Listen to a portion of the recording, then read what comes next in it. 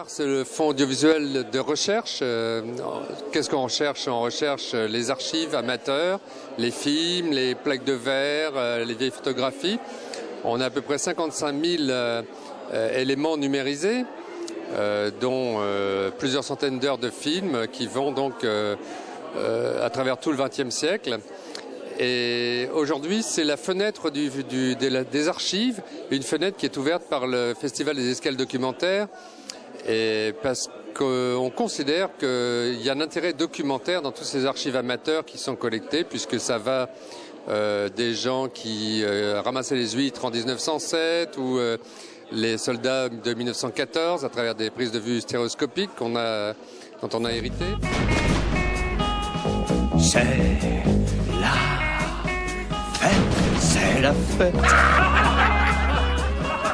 Eh oui, c'est la fête. Ah!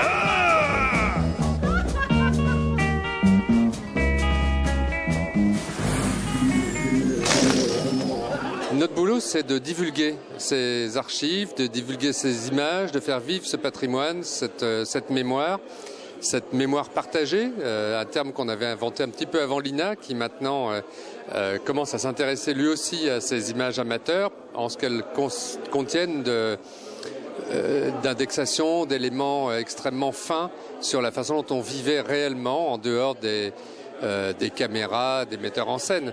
Là, ce qu'on voit, c'est la réalité quotidienne des gens, les fêtes, les deuils, le travail, les communions, les mariages, bien sûr, mais aussi la façon de vivre, de s'amuser, de danser, de travailler.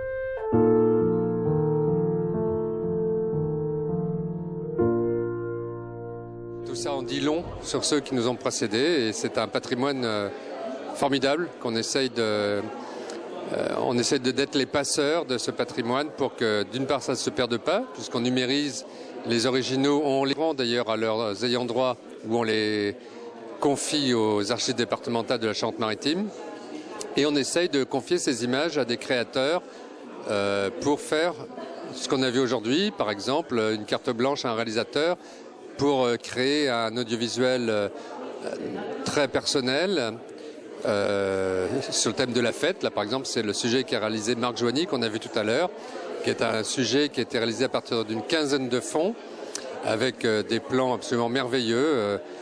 Par exemple, j'ai adoré le plan des derviches tourneurs, où il y a des valseurs.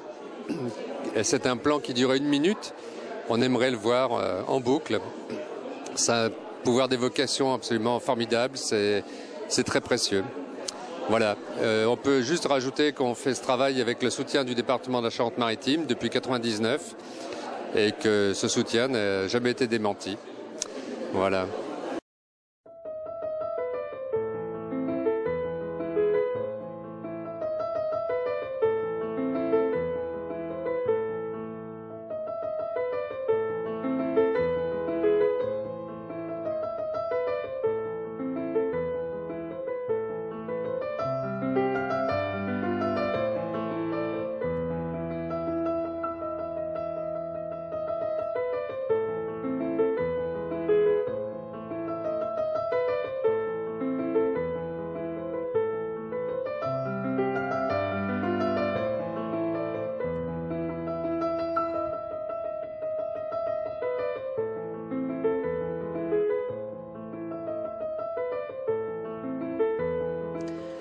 Alors je suis Julie Bonzon et je travaille au phare, donc c'est l'association Fonds audiovisuel de recherche depuis 7 ans maintenant et je suis chargée de développement.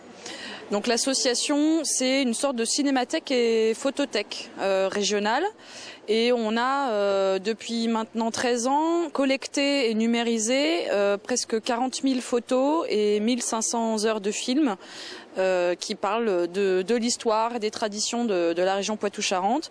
C'est surtout des images privées d'amateurs et qu'on présente donc chaque année aux escales documentaires en partenariat avec l'INA.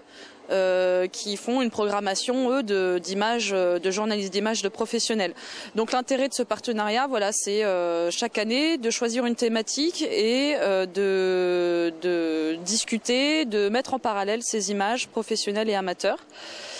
Le phare, c'est une dynamique de bénévoles qui viennent de tous les métiers, qui ont cette envie de partager les images et de transmettre leur savoir.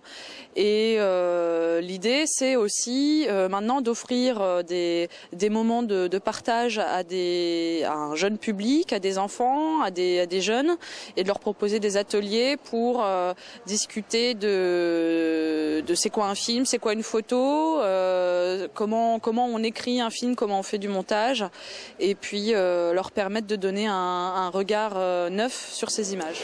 Je m'appelle Jean-Paul Dibouès, je travaille à INA Atlantique, la délégation INA qui est installée à Rennes depuis 1997.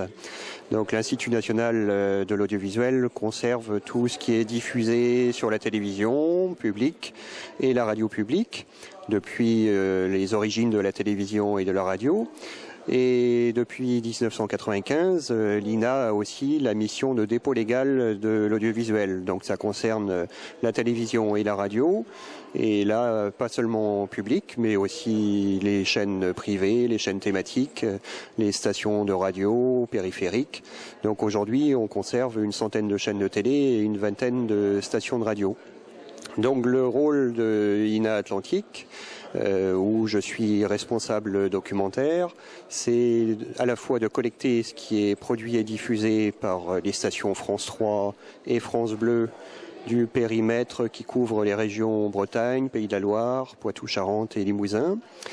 Donc collecter ces fonds, mais aussi répondre aux sollicitations des professionnels sur ce territoire, donc les chaînes de télévision, les sociétés de production, et répondre aux sollicitations aussi des collectivités, des entreprises, des associations qui ont besoin d'archives pour illustrer leur production, documentaire, toute production à base d'archives, mais aussi exposition et projection.